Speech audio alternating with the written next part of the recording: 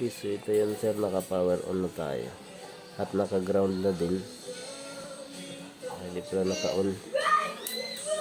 So yan, naka on na siya.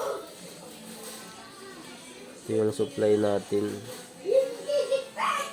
Yan, negative at saka yung positive 44 volts. So dumating siya dito sa collector. Ayan, so lahat may supply naman.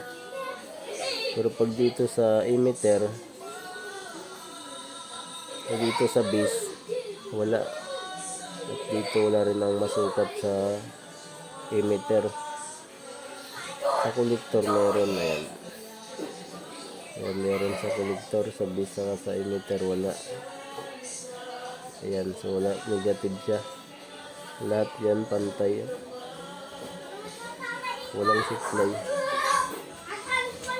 Dito meron. So ayan, ano kaya sira dyan mga sir?